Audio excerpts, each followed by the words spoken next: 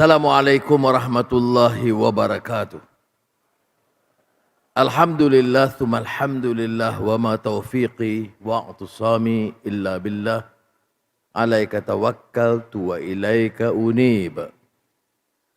Alhamdulillah al-khail wa man ahsan qawlan mimman da'a ila Allahi wa amila salihan wa qala innani minal muslimin.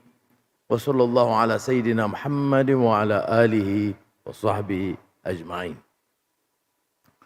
Saudara Ketua Menteri, Datuk Seri Hajiji,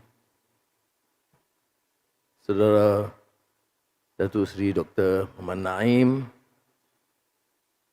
Menteri Agama, Saudara Mizam, Speaker, Sekretariat Negeri, Menteri-Menteri Negeri, Ketua Pengarah, Ketua Hakimah, dan sahabat-sahabat, para mufti dan semua yang hadir, sahabat-sahabat sekalian. Seperti mana disebut oleh Dr. Muhammad Naim, saya memilih untuk hadir walaupun hari ini kebetulan hari Jemaah Menteri dan post kabinet, dan sebentar lagi saya akan berlepas ke Abu Dhabi untuk lawatan rasmi 2 hari. Tetapi oleh kerana saya melihat program IJPAM ini dan harapan saya bahawa agensi Islam, JAKIM dan negeri-negeri sangat penting dalam memartabatkan umat dan hasrat membina negara madani, saya fikir wajar untuk saya bersama pada malam ini. Sebelum saya merujuk kepada maudhu' tema IJPAM, izinkan saya menyinggung sedikit tentang perkembangan semasa yang terutamanya menyentuh Sabah dan Sarawak. 2 hari yang lalu, setelah kita mendapat dan mendengar keluhan rakyat, peningkatan harga beras yang meningkat dan membebankan, dan seperti mana kita sebahagian sudah mungkin tidak maklum bahawa beras tempatan itu tidak tersebar luas, sekitar maksimum 20% saja di Sabah dan Sarawak, mungkin Sabah lebih kurang. Maka mereka terpaksa bergantung kepada beras import. Dan harga barang import ini seperti mana disinggung oleh Presiden Jokowi 3 hari yang lalu, akibat dari keputusan 18 negara menyekat ekspor atau mengurangkan ekspor, maka harga beras melambung naik. Dan tentunya kesannya sama di Malaysia. Tetapi kita tahu permasalahan dihadapi oleh rakyat. Maka pada hari Senin lalu, saya panggil Menteri dan Pegawai Kementerian Pertanian dan telah mendengar pandangan, kita putuskan supaya langkah-langkah sementara diambil melalui subsidi kerajaan. Subsidi ni maknanya harga itu tinggi dan kita bayar untuk mengurangkan harga. Dia bukan ekonomi pasaran. Ini disebut sebagai campur tangan kerajaan untuk mengurangkan beban. Subsidi makanan itu tinggi. Subsidi ayam dan telur saja sehingga 30 September mencecah 3.8 bilion ringgit. Walaupun kita rasa kita makan ayam tiap kali terpaksa ditampung. Subsidi seluruh negara, minyak, elektrik, makanan, untuk tahun ini dengan kos bertambah mencecah 81 bilion ringgit. Terbayangkan. Dan mengurangkan subsidi itu bukan pilihan kerana ia akan membebankan rakyat berpendapatan rendah. Tetapi mengemukakan satu dasar yang lebih ampuh, yang realistik untuk menyelamatkan ekonomi negara. yang disebut subsidi rationalization. Itu mesti dilakukan. Apa langkah kita lakukan baru-baru ini? Pertama, elektrik. Elektrik itu hanya untuk 1% terkaya sahaja yang dibatalkan subsidi, maknanya mereka bayar harga pasaran. 99% rakyat tidak terkesan. Haji. Selama ini tabung haji memberi subsidi kepada semua jemaah. Baik, baru ini saya minta tabung haji mengkaji semula. Orang-orang yang kaya yang pendapatan 1 juta satu bulan, 100,000 ringgit satu bulan, tidak perlu mendapat subsidi. Mereka minta mohon haji mabrur dengan keupayaan mereka. Tetapi subsidi untuk rakyat terbanyak diteruskan. Dan sebab itulah tahun ini kita kenakan rasionalisasi ini dengan meminta masyarakat Muslim yang paling kaya tidak diberikan subsidi dan membantu hanya bagi jemaah yang lain. Alhamdulillah itu diterima baik. Malah suatu hal yang disebut oleh Menteri Agama baru ini yang sangat mengesankan ialah di antara yang layak mendapat subsidi, 400 jemaah memilih untuk menolak subsidi dengan mengatakan mereka merasa perlu untuk tidak membebankan orang lain dan membayar sepenuhnya kos haji. Jadi ada kesedaran yang bertambah bila kita beri pencerahan. Dan ini tugas pendakwah. Ya. Baik. Dengan jumlah begitu rupa subsidi yang begitu rupa, tidak ada negara dan kerajaan yang mampu bertahan. Maka harus ada beberapa tindakan untuk mengurangkan beban. Umpamanya, minyak, puluhan bilion ringgit. 1 tahun subsidi minyak. Dan harga minyak hari ini, harga minyak Malaysia lebih murah dari harga minyak Saudi. Murah hampir RM1 berbanding dengan harga minyak Arab Saudi. Saya tahu ramai rakan-rakan lama saya mempermainkan. Hari ini menang, esok minyak turun. Bunyi Anwar Ibrahim dulu. Tetapi saya beritahu bahawa itu saya umumkan 2008. Pada tahun itu harga minyak di Arab Saudi 50 sen. Dan saya menganggapkan keperluan untuk harga minyak kita turun. Sekarang kos meningkat berkali ganda dan harga minyak di Arab Saudi umpamanya lebih tinggi dari Malaysia. Harga minyak yang termurah iaitu Brunei yang dulunya jauh berbeza. Sekarang Brunei itu hanya rendah sedikit saja dari harga minyak Malaysia. Dan tampungan dukungan subsidi Malaysia itu selalu tinggi. Saya jelaskan hal ini kerana saya fikir rakyat, terutama yang berfikir, yang ikhlas, yang juga bertanggungjawab, tidak harus politikkan isu ini. Ini isu negara dan negara harus diselamatkan. Tapi apakah ini sebagai alasan untuk kita kurangkan, untuk terus membebankan rakyat? Tidak.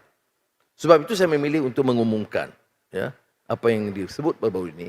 Kerana tidak mungkin kita minta rakyat Sabah yang miskin dibebankan dengan harga beras yang melambung tinggi.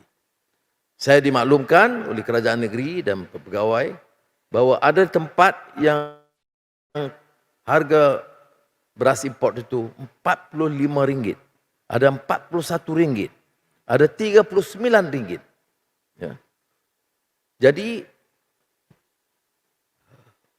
bagaimana nak kita kurangkan beban? Kerana beras ini keperluan harian untuk makanan satu keluarga. Maka pada hari Isnin lalu kita umumkan untuk mengurangkan tekanan rakan-rakan Sabah dan Sarawak untuk tempat-tempat penghantaran di kota-kota di seluruh Sabah dan Sarawak. Kita turunkan harga import. Maknanya kerajaan persekutuan akan membayar subsidi hanya untuk Sabah dan Sarawak untuk beras import. tidak untuk semenanjung. Dan kena semenanjung ada beras tempatan. Jadi nanti di parlimen nanti orang kita tanya, dia kata Anwar laksanakan diskriminasi orang Sabah makan beras import yang lebih berkualiti daripada orang semenanjung beras tempatan. Tapi ini isu yang khusus yang harus kita tangani atas insan, manusiawi dan kemanusiaan. Maka harga beras di Sabah dan Sarawak dari RM45 yang diberi sekarang atau 40, sekarang turun RM31 sahaja. Ya.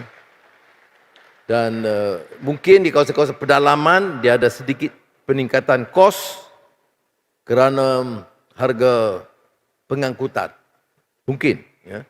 Itu nanti saya akan bincang Ketua Menteri apa-apa langkah yang lain yang harus dibuat. Kos pengangkutan untuk LPP farmer akan ditanggung sebahagiannya oleh Kementerian Kewangan supaya dapat mengurangkan tekanan dari segi peningkatan kos di kawasan pedalaman. Selain daripada itu, untuk memastikan beras tempatan itu cukup untuk seluruh semenanjung, maka kerajaan sekali lagi kena beri subsidi beras import untuk semua pangkalan tentera, polis, sekolah asrama penuh, hospital, penjara. Mereka akan diberikan beras import supaya tidak ada masalah kekurangan beras tempatan.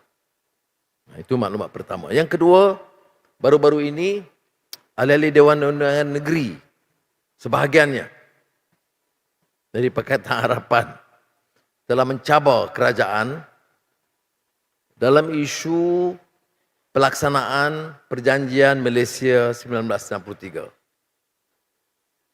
Saya ucap terima kasih kerana mereka telah menarik balik saman terhadap Kerajaan Persekutuan pelaksanaan, kerana sejak kita ambil alih kerajaan dan Ketua Menteri Datuk Seri Haji sedia maklum, saya telah mengarahkan sedaya upaya kita untuk melaksanakan apa yang kita janjikan. Bapa-bapa kita pada tahun 1983 dalam Perjanjian Malaysia menjanjikan untuk melaksanakan beberapa hal yang ditemeterai hasil dari muafakat di antara pemimpin Sabah, Sarawak dan Semenanjung. Jadi tugas generasi seperti kami tentulah melaksanakan, karena kita yakin dengan ya ayyuhallazina amanu aufu bil uqud. Ya. Dah ada perjanjian jelas, kita mesti laksanakan sedaya upaya kita. Dan ini telah kita laksanakan, dan saya bagi jaminan dengan dukungan dan kerjasama erat sahabat saya, Saudara Datuk Seri Haji, kita akan terus meningkatkan usaha dan mendengar apa-apa langkah lain yang perlu dilaksanakan, insya-Allah. Jadi sekali lagi saya ucap terima kasih kepada rakan-rakan ahli Dewan Undangan Negeri yang menarik balik saman itu supaya kita boleh jalin kerjasama dan meningkatkan usaha tambahan. Baik. Tahniah kepada JAKIM dan semua agensi-agensi agama, khususnya di Sabah yang sudi bersama memberikan kerjasama sebagai tuan rumah. Saya tertarik dengan transformasi pengurusan. Sudah bila almarhum Ismail Faruqi menyebut tentang masyarakat Madinah, dia tak sebut a Muslim society. Kerana society ini ada perincian, pencerakinan tentang sifat-sifat yang biasa. Tapi dia sebut ecumenical community. Ecumenical community ini maknanya masyarakat yang asasnya itu keyakinan agama. Masyarakat yang bicara soal pembangunan, ekonomi. Masyarakat yang bicara soal perpaduan yang utuh. Masyarakat yang menetapkan soal nilai dan akhlak. Jadi dia bukan masyarakat biasa. Dia masyarakat yang menteraskan kepada akidah dan keyakinan. Maka dia sebut ecumenical community. Tapi dia tambah itqan fil amal. Bahwa masyarakat ini, kalau madani ini, yang diasaskan oleh Nabi Muhammad SAW, itu masyarakat yang terasnya itu, yang disebut madani di Madinah itu, ya, yang pusatnya itu pusat kecemerlangan. Is a center for excellence. Is not a normal state. Ya, satu negara yang ada cita-cita dan hasrat mencapai kecemerlangan. Jadi bila kita bicara soal transformasi pengurusan, asasnya itu mesti nilai dan akhlak. Dan matlamatnya itu ke arah itqan fil amal. Striving for excellence. Striving for excellence ini bukan sekadar teori-teori guru-guru pengurusan baru seperti Peter Drucker, Maslow dan lain-lain. Tetapi teori pengurusan Islam termasuk asas Madinah itu, dia bukan a normal society, it is an ecumenical community. Asasnya iman dan akhlak dan nilai. Dan ia society yang tidak sederhana dalam arti kata tidak ada cita-cita murni. Dia ada idealisme dalam hidup dan perjuangannya. Dia ada keupayaan to strive for excellence. Itu yang disebut itqan fil amal. Sebab itu bila saya memilih umpamanya istilah madani itu, tentunya saya rojok. Saya seperti mana saya sebut ke dalam pertemuan dengan Jakim baru ini, saya rojok kepada pandangan marhum Syekh Taha Jabir Al-Alwani. Saya takut istilah itu tidak tepat. Dia sebut ya kerana Syekh Mahmud Shaltut, tak salah saya, Imam Abduh pernah menggunakan Al-Mujtama' Al-Madani yang memenuhi prinsip-prinsip ini. Jadi saudara, harus kita singkap pengalaman silam tentang sejarah Madinah untuk memahami lebih teliti dan mendalam. Tetapi ada persiapannya. Ini masalah kita yang kita harus hadapi, dan ini juga peranan duat agensi Islam di negara kita. Kerana sebelum Madinah Al-Munawwarah yang sebelumnya dikenal Yathrib, itu diasaskan ada usaha persiapan, dan persiapan itu persiapan ilmu agama dan masyarakat yang untuk membentuk yang disebut ecumenical community. Maka Nabi Muhammad SAW setelah Bai'atul Aqabah al-Ula dan Bai'atul Aqabah al-Thaniyah atau Bai'atul Aqabah an-Nisa, itu mengirim Abdullah ibni Ummi Maktum dan Mus'ab bin Umair. Ada persiapan, pencerahan, pendidikan, kesedaran masyarakat yang lebih meluas. Dan ini yang diperlukan dalam negara kita. Sebab itu dalam bidang pendidikan, saya telah minta Menteri Pendidikan memastikan setiap pelajar Islam mendapat pencerahan tambahan tentang Islam. Quran dan hadis yang basic yang telah dirumuskan oleh Imam An-Nawawi dalam Manhajul Talibin 40, hadis 40, Matan Al-Arba'in, Matan Al-Arba'in, hadis 40, supaya ada asas matannya, terjemahannya, syarahnya. Kerana saya yakin pembinaan masyarakat itu tidak mungkin dengan kesamaran dan kedangkalan ilmu dan semangat semata-mata. Dia mesti berasaskan kepada ilmu. Dan ilmu itu melalui para pendakwah dan pengajar yang sudah saya usahakan.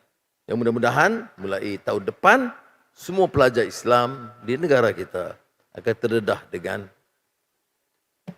tambahan ilmu pendidikan dalam keadaan kesedaran itu atau taw'iyah, proses kesedaran itu bertambah, maka harus ada natijah ini.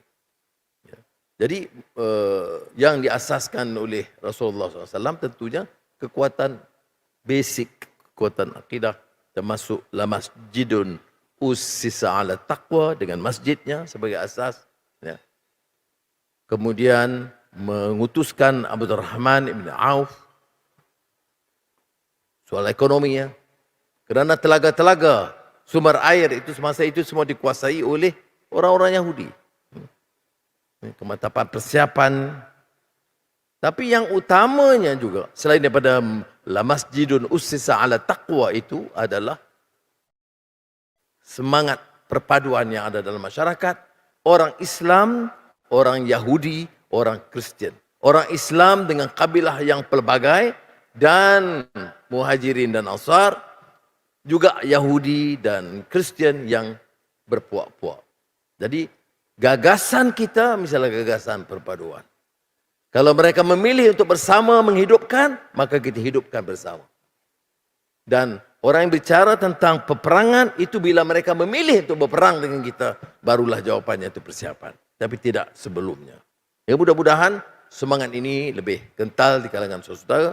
Saya telah sampaikan kepada Dr. Hakimah dan seluruh panglima-panglima dan dalam JAKIM untuk memberikan kerjasama kerana berbeza daripada pendekatan lalu. Kita tidak gunakan badan-badan Islam ini termasuk JAKIM hanya untuk program agama, ya, secara terpisah. Seperti mana kita sebut dan lakukan baru ini, tatkala saya kupas kajian separuh penggal rancangan Malaysia ke-12, draft itu saya kirim kepada Ketua Pengarah JAKIM dan mohon supaya ada ulasan, bukan ulasan tentang program agama, ulasan keseluruhan rancangan Malaysia ke-12 itu supaya saya dapat bentangkan kepada rakyat satu pendekatan yang dapat suntikan dari pakar-pakar Islam, alim, agar prinsip kita, semangat madani dan nilai itu diterapkan sepenuhnya. Saudara-saudari, ini anjakan yang baru. Kalau ada orang mengatakan ini dilakukan sebelumnya, saya tahu itu belum pernah dilakukan sebelumnya. Datuk Seri Dr. Muhammad Naim tahu setiap kali kita bicara dan sekarang umpamanya minggu depan 13 hari bulan saya akan bentangkan belanjawan madani. Kedua, itu mesti dapat semangat, roh dari madani dan badan-badan Islam dan tokoh-tokohnya termasuk JAKIM harus bersedia memberi input dalam semua bidang, bukan saja dalam program agama secara khusus. Jadi sekali lagi lah saya nyatakan penghargaan, jazakumullah khairan katsiran kepada semua yang hadir dan berikan kerjasama dan mendoakan kepada Allah Subhanahu Wa Taala mudah-mudahan mendapat keberkatan daripada Allah Subhanahu Wa Taala. Wassalamualaikum warahmatullahi wabarakatuh.